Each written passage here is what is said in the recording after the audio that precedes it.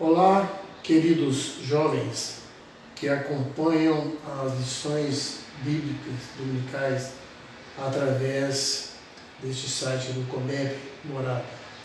É um prazer imenso poder usufruir dessa oportunidade para compartilhar com vocês acerca de mais uma lição bíblica. Nesta oportunidade nós estudaremos a lição de número 11, aqui da nossa revista Ensinando as Nações Jovem. Esta lição de hoje que tem como título os acertos e os erros das igrejas em Apocalipse. Esse é o título da lição de hoje. Mas antes de adentrar ao assunto propriamente dito, eu preciso fazer menções elogiosas e de gratidão. Começar pelo pastor Eberson, que lidera esse trabalho, o presbítero Hermínio, que faz as correções e a coordenação das revistas, a todos os escritores e escritoras que se revezam a cada trimestre, e a todos que direta ou indiretamente contribuem para este projeto. Quero externar aqui a minha gratidão com votos de que o Senhor continue prosperando o ministério de cada um de vocês. Muito bem, para a lição de hoje, nós vamos ler a leitura que nos dá base para a argumentação da lição. E esse texto se encontra em Apocalipse, capítulo 1, versos 9 a 11. Diz assim o texto sagrado: Eu, João, que também sou vosso irmão e companheiro na aflição e no reino e na paciência de Jesus Cristo, estava na ilha de Patmos, por causa da palavra de Deus e pelo testemunho de Jesus Cristo. Eu fui arrebatado em espírito no dia do Senhor, e ouvi detrás de mim uma grande voz como de trombeta, que dizia: O que vês, escreve-o num livro, envia-o às 7 igrejas que estão na Ásia, a Éfeso, a Esmirna, a Pérgamo, a Tiatira, e a Sardes, e a Filadélfia, e a Laodiceia. Muito bem. Com este título interessante, os acertos e os erros das igrejas, alguém poderia perguntar: bom, sobre os acertos das igrejas, os comportamentos acertados, isso é normal, é comum, mas a igreja tem seus pontos negativos de erro? Tem-se. Porque a igreja, o que é a igreja? A igreja é constituída seres humanos. A igreja é eu, a igreja sou eu, é você, somos nós. Então a igreja é constituída por seres humanos, seres falíveis, limitados. A gente traz aquela bagagem lá do Éden, daquela luta eterna da carne contra o espírito, essa bem contra o mal, como o apóstolo Paulo bem escreveu na carta aos Romanos, capítulo 7, versículos 18 em diante. Então é isso. A igreja é construída por pessoas que elas agem, às vezes de forma acertada, às vezes de forma errada, enfim. Essa é a história da igreja. Nunca mudou. A história sempre foi assim e só vai terminar um dia quando não houver mais essa necessidade, de igreja aqui na Terra, quando nós estivermos na eternidade com Cristo. Até lá, nós temos que dar esforços para que saibamos nos comportar como igreja. Mas muito bem, sobre a lição de hoje, tem um pensamento de Públio Ciro que é muito interessante. Ele diz o seguinte: muitos recebem conselhos, mas só os sensatos se beneficiam deles. Claro, isso é óbvio. O que adianta um bom conselho se ele não for seguido? Por isso é que a gente faz questão de reprisar que as cartas às 7 igrejas da Ásia Menor, elas continuam válidas para as igrejas de hoje. São conselhos que o Senhor Jesus transmitiu a João e que são repassados a nós. Conselhos que devem ser seguidos. lá em Apocalipse, capítulo 1, verso 11, está escrito que é bem-aventurado aquele que lê e obedece às Santas Escrituras. O que adianta eu saber das Escrituras, eu entender a questão da doutrina, se eu não obedecer? Tempo totalmente perdido, né?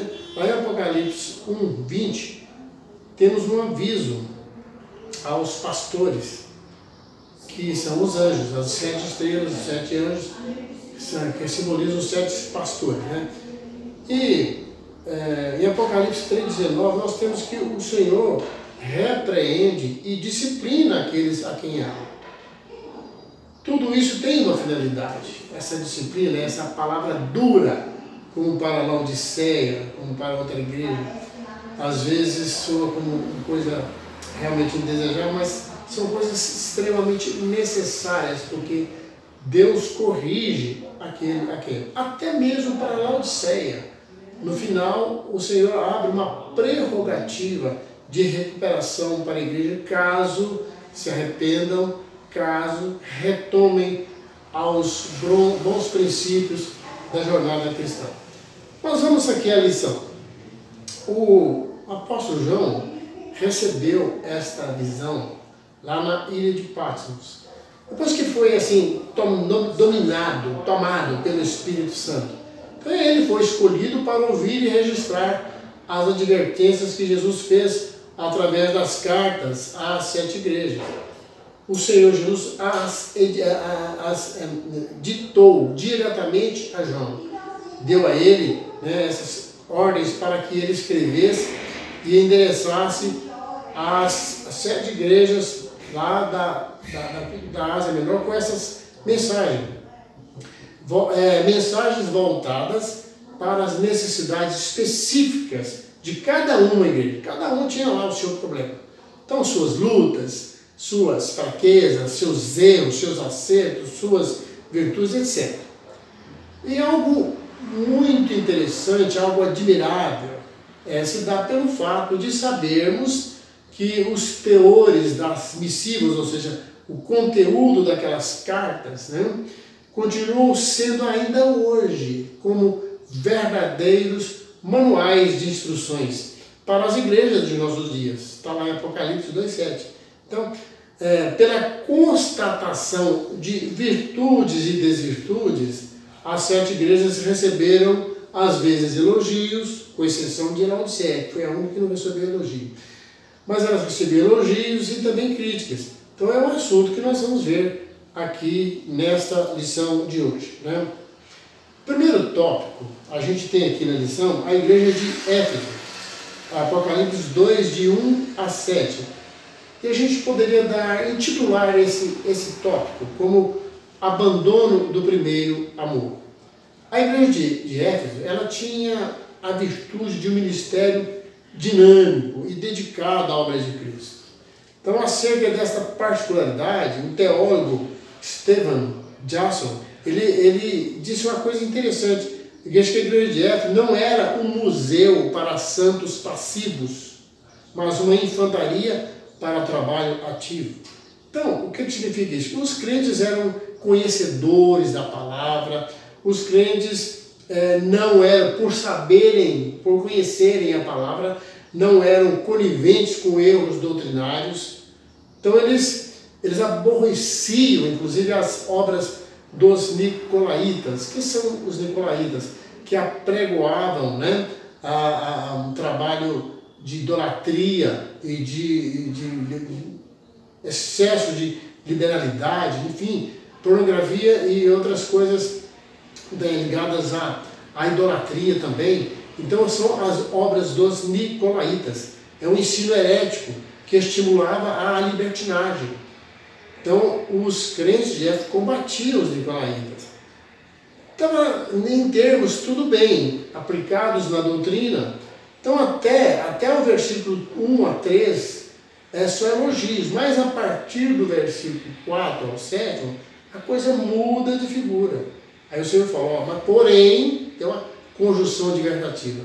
Vocês gostam da doutrina, aplicam a doutrina, porém, tenho contra ti que vocês abandonaram o primeiro amor. Então por isso o Senhor recomendou para que eles se arrependessem e voltassem a ser fervorosos, como lá no início da fé. Esta é uma tendência de toda pessoa, esse esfriamento paulatino que acontece na trajetória de vida cristã das pessoas. No início é aquele fervor, aquele ardor.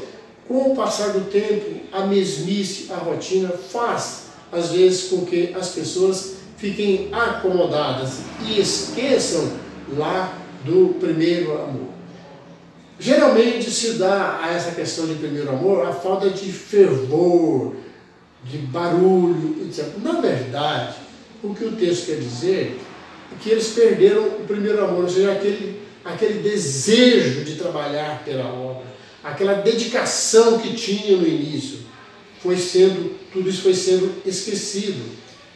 Mas, quando alguém recobra, volta a este interesse, a essa dedicação, ao mesmo tempo o fervor volta também nas pessoas, né?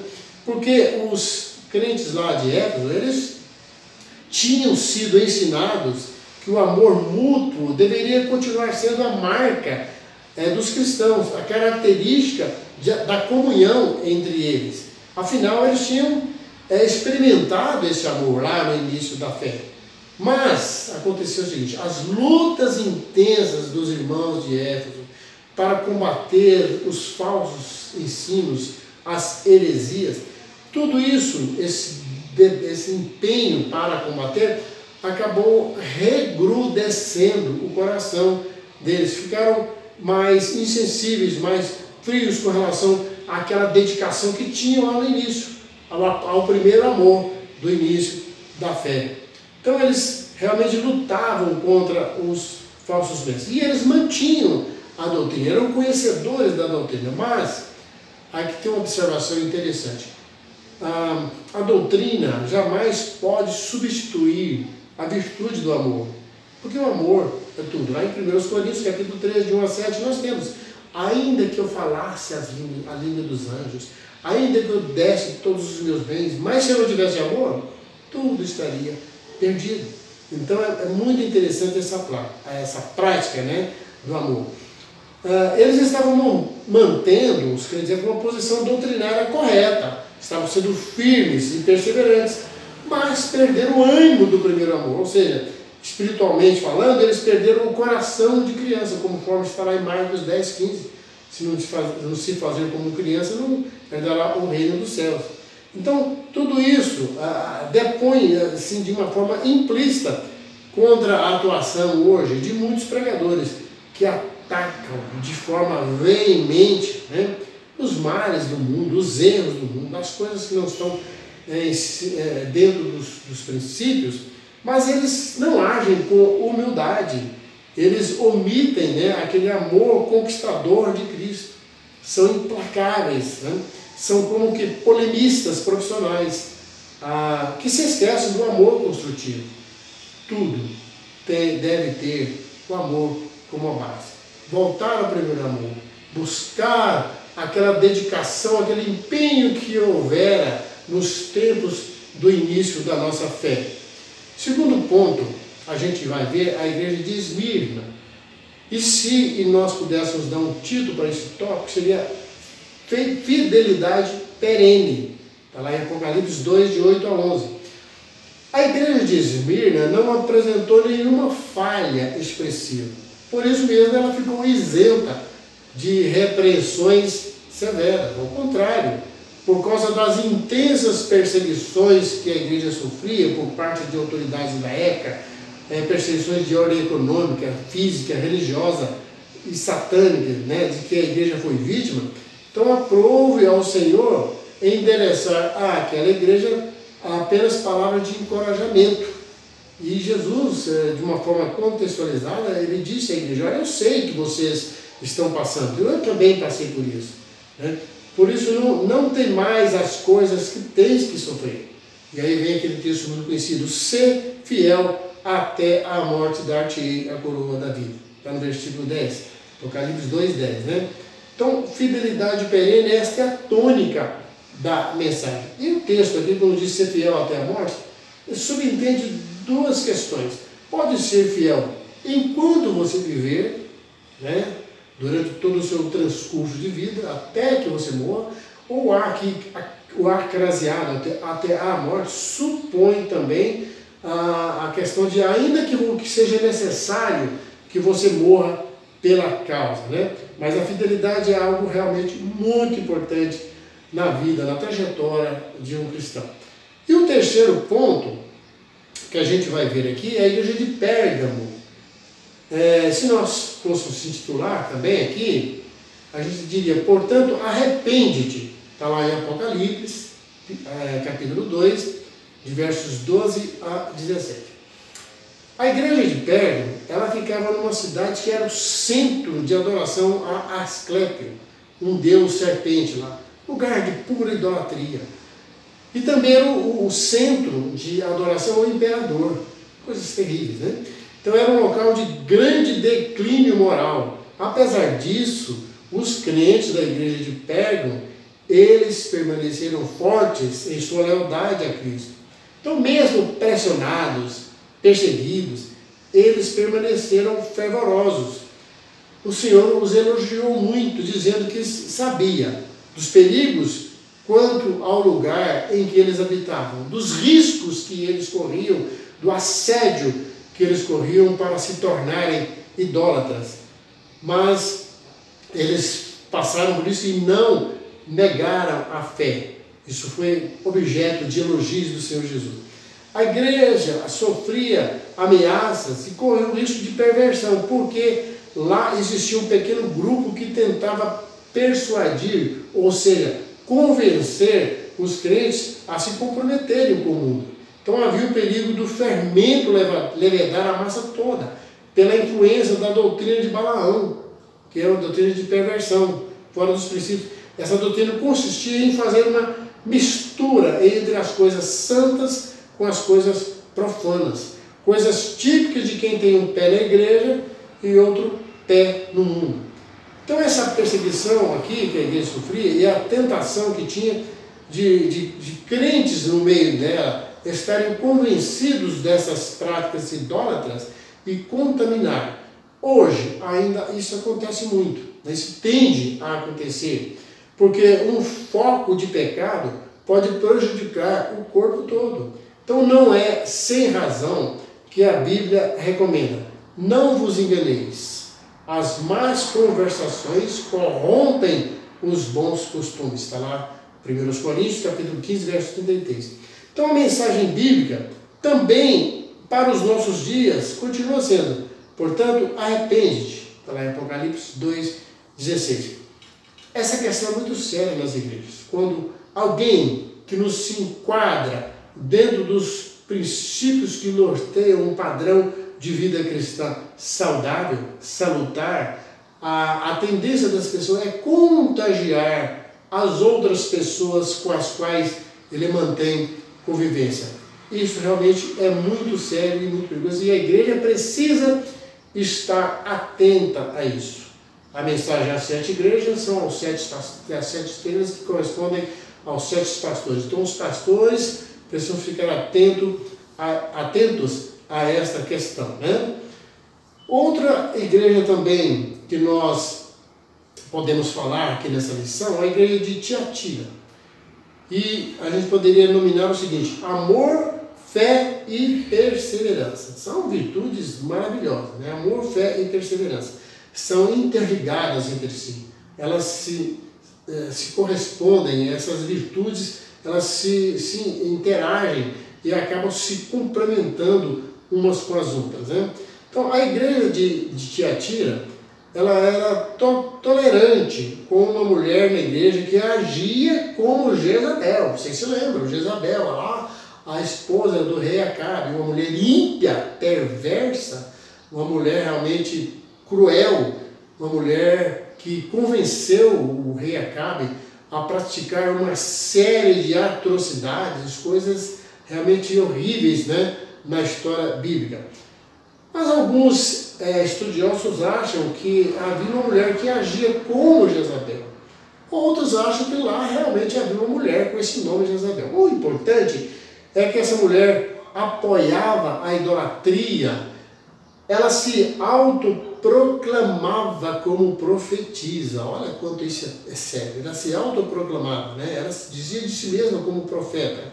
Mas a função dela era induzir pessoas ao mau caminho, ensinando-as a cometer imoralidade sexual e a ingerirem alimentos oferecidos a ídolos. E aqui eu quero abrir um parênteses. Certamente você pode imaginar, mas eu não como nenhum alimento oferecido a ídolos. Mas a coisa é sutil, é quase que imperceptível. Dependendo do evento ao qual você comparece, pode ser uma festa dedicada a um santo. No mês de junho, por exemplo, mês de junho e julho, aquelas festas, né? Sempre a pessoa acaba participando, mesmo que não queira, numa empresa, num evento qualquer, acaba ingerindo aquele alimento que é oferecido a ídolo, né? Então a coisa é muito sutil. Os irmãos daquela igreja, eles congregavam, a congregação, ela tendia a sofrer as influências do mundo ao invés de influenciar o mundo. É algo também muito sério. Às vezes a igreja hoje está mais propensa a ser influenciada do que influenciar. E esse é um grande equívoco, né? Então aqueles irmãos lá de Tiatira, eles achavam que podiam viver de acordo com o mundo e continuarem sendo igreja. Uma coisa totalmente, né, descabida, sem fundamento. Então este problema também, lá da igreja de Tiatira, continua sendo de muitas igrejas na atualidade. Ao assimilarem sem nenhum escrúpulo de caráter moral, espiritual, algumas práticas mundanas só para se autoproclamar como uma igreja contextualizada e tornar-se uma igreja atrativa para determinada classe de pessoas. Há igrejas que inventam mil coisas exteriores, coisas assim que não são alheias ao que o padrão bíblico estabelece, e apenas como um chamarisco, como uma coisa atraente para as pessoas, né?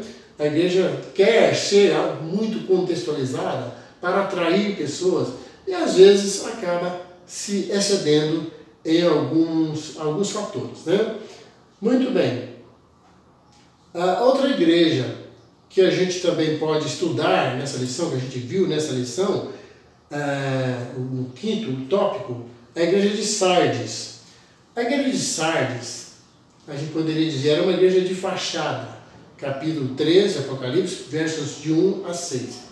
E a gente subdividiu esse tópico em 2 subtópicos, né? As severas advertências. Então Jesus fez à igreja de Sardes uma pesada crítica, chamando a igreja morta. Ao invés de vida, a igreja tinha apenas representação. Olha só, representava uma situação que de fato ela não era, né? Pois estava num sono profundo. A igreja tinha perdido o poder espiritual e passara a viver de espiritualidade passada, apenas dentro de um clima de uma formalidade. Seria mais ou menos assim: você frequentou uma igreja muito avivada, muito fervorosa, uma igreja focada nos dons espirituais, uma igreja realmente que trabalhava dentro dessa égide da espiritualidade. Você se ausenta por um período longo e quando volta, quer saber, cadê aquela igreja? Ela ainda tem o nome de igreja avivada, tal, mas na íntegra, na essência, ela deixou de ser há muito tempo. Por quê? Porque é uma tendência. A gente tem que reforçar isso aqui com aquela igreja lá que perdeu o primeiro amor. Temos que estar atentos, sempre em busca daquilo que realmente fez falta lá no início da nossa fé. Então nós não podemos ser uma igreja de fachada, uma igreja só de nome, né? Mas é interessante que uma parte daqueles crentes lá, poucas pessoas, eles não se contaminaram, eles não contaminaram as suas vestiduras, eles mantiveram uma atitude louvável, mesmo em meio àquela situação letárgica, né, sonolenta da igreja. Um pequeno grupo conservou a busca pela santidade. Mas, voltando ao assunto, essa questão de ter só o nome de que é uma igreja santa, uma igreja realmente espiritual, sem selo é algo muito sério. Isso ultrapassa as raias da hipocrisia. Por isso toda a atenção é pouca. Em jamais perder a questão da espiritualidade. Jamais perder a busca pelos dons, pelo avivamento contínuo, né?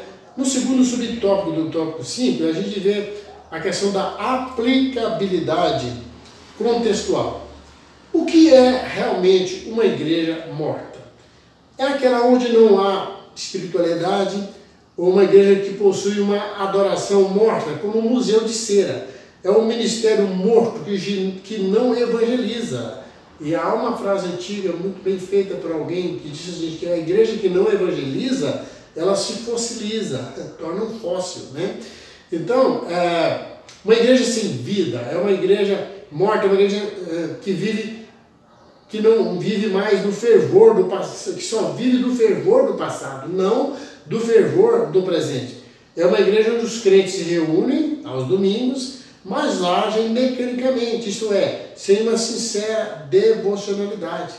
Tem muita animação, porém pouca intimidade com Cristo, como tiveram outrora.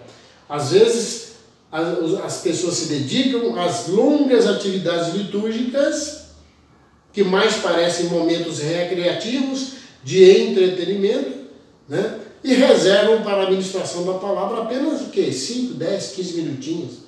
E é importante, né, lembrar que a palavra é o alimento. A palavra é o alimento. A fé vem pelo ouvir, e pelo ouvir a palavra de Deus, né? Então a igreja que abre mão dessa salutar substância de boa caloria espiritual, que é a palavra, ela corre o risco de ficar anêmica espiritualmente, sem condições de enfrentar as adversidades que são peculiares também entre o povo de Deus, né?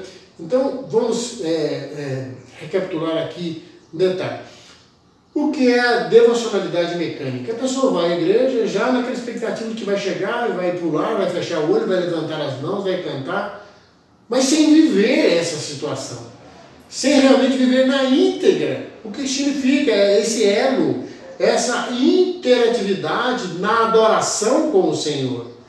É uma coisa mecânica, uma coisa que vai acontecendo assim. É normal, a gente vê às vezes um grupo de jovens que cantam, que fecham os olhos, mas às vezes estará como a Bíblia diz o profeta, né? Louva com os lábios, mas o coração está distante. Isso realmente é muito sério.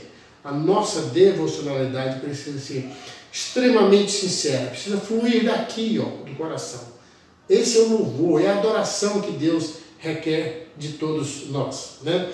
Mas vamos falar de mais uma igreja, a sexta igreja, Filadélfia. Era uma igreja digna de imitação. Está lá em Apocalipse 3, de 7 a 13. Quando a gente conversa sobre essas 7 igrejas da Ásia Menor, que foram objeto das cartas que Jesus ditou a João, a gente sempre brinca, a minha igreja tem que ser igual à igreja de Filadélfia. Todo mundo quer ser Filadélfia, mas infelizmente muitas querem ser, mas acaba sendo como Laodiceia. Mas o que era a igreja de Filadélfia? O Senhor Jesus se dirigiu à igreja de Filadélfia sem reclamação ou crítica, somente com elogios. Que maravilha, né? É a igreja digna de ser imitada. Olha o que Jesus disse, João disse que as palavras ditadas por Jesus. Tendo pouca força, guardaste a minha palavra e não negaste o meu nome. De fato, eles eram submissos à palavra de Deus, pois eles viviam a palavra de Deus na íntegra. Jesus observou assim, um modo íntimo de atuação daquela igreja, que, como sendo hoje, que todos devem imitar, né? Afinal, mais importante do que ter uma grande igreja é ter um grupo de fiéis que guardam a palavra. Como disse o salmista, guarda a palavra no coração para não pecar contra ti, né? Então, aqui uma coisa interessante é que a igreja padecia de recursos, não era uma igreja que tinha proeminência social, não era uma igreja com influência política. Aliás, às vezes essa influência política acaba sendo negativa no aspecto devocional da igreja, né? Mas a igreja não tinha essas benesses, mas uma coisa eles tinham: fidelidade à palavra. esse foi o ponto máximo que foi objeto de elogio do Senhor Jesus. A igreja de Filadélfia, mas ela também não passou incólume às perseguições. Não. O sofrimento veio como ataque em nome da religião. Havia lá um grupo de judeus que falavam: sou filhos, os filhos de Abraão, mas eram mentirosos. O que isso significa? Eles queriam evocar para si uma raiz, como os defensores da verdadeira doutrina, mas eram mentirosos. Isso atrapalha. Ainda hoje isso acontece em meio ao povo de Deus. Há sempre certas pessoas que evocam para si a verdade absoluta das coisas. Só eles que sabem, só eles que interpretam e querem convencer as pessoas, querem subestimar as pessoas. Não é por aí o caminho. Então, com a igreja de Filadélfia, Jesus proferiu àquela igreja uma grande recompensa, uma promessa. A quem vencer, eu farei coluna do templo de Deus. Está lá no versículo 12, né? Deixando claro que os vencedores receberiam tal reconhecimento lá no céu. Então, diante disso, a ênfase para a época e para hoje continua sendo: vale a pena permanecer fiel. E por último lugar, vem a igreja de Laodiceia. Esta igreja ninguém quer ser, né? Esta igreja que a gente poderia dar o título de igreja repugnante. Capítulo 3, versos 14 a 22. A igreja de Laodiceia, o Senhor Jesus revelou para ela como uma testemunha fiel e verdadeira. Ele se declarou como um amém, ou seja, uma coisa contundente, uma coisa realmente taxativa, né? Isso porque Jesus tinha para dizer, era realmente muito forte e muito incisivo para aquela igreja. A avaliação que Cristo fez dos crentes daquela igreja foi totalmente oposta à consideração que eles tinham de si mesmos. Eles se achavam que estavam no caminho certo. Eles se viam como ricos e independentes. A cultura mundana estava moldando a igreja de Laodiceia. Por isso o Senhor declarou: vocês são insignificantes, pobres, miseráveis, cegos e nus. Nos dizeres do Mestre, Laodiceia era repugnante. O que é isso? A ponto de ser vomitada, né? Porque ela não era nem uma coisa e nem outra, nem crente, nem quente e nem fria. Era uma igreja morna, né? O Senhor deixou claro que Ele disciplina aqueles a quem ama. Então, a despeito de Laodiceia ser uma igreja que estava ao ponto de ser vomitada, uma igreja repugnante, ainda assim o Senhor deu no final uma mensagem de esperança para ela, né? As palavras rudes com as quais o Senhor descreveu para a lamentável situação de Laodiceia não significa, em hipótese alguma, menos amor do que para as outras. Por quê? Porque a intenção do Mestre não era apenas punitiva, não apenas de punição, mas disciplinadora e corretiva. Porque Deus corrige aquele a quem ama, né? Então, depois de fazer sérias advertências, lá no versículo 18 e 19, o Senhor Jesus concluiu com uma grande promessa. Então, veja bem, ainda assim houve uma grande promessa para aquela igreja. Ao que vencer, lhe concederei que se assente comigo no trono. Está lá no versículo 21. E o que é um vencedor? É aquele que sobrepuja o pecado, que vence o pecado, que aceita humildemente as advertências, né? E que muda de vida e redireciona seu coração a Cristo. Esse é o sentido prático de quem quer realmente ser um vencedor. Concluindo todo esse assunto, a gente, aplicando o lado pedagógico e coercitivo daquelas cartas à igreja de hoje, nós podemos contextualizar tudo afirmando que o Senhor Jesus continua advertindo ainda hoje o seu povo em todos os lugares do mundo. Para quê? Para que as pessoas deem ouvido, para que as pessoas ouçam com atenção a voz do Espírito Santo, o que ele tem a dizer, sobretudo colocando em prática o que ele realmente quer ensinar. Então, afinal, os salvos em Cristo têm uma promessa e eles precisam observá-la, entendendo que a finalidade das duras advertências, a finalidade é motivar-lhes a fé, a fim de que possam alcançar um futuro glorioso nos céus. E a gente conclui dizendo, né, quem tem ouvidos, ouça o que o Espírito diz à igreja. Amém. Isso era o que tínhamos para hoje.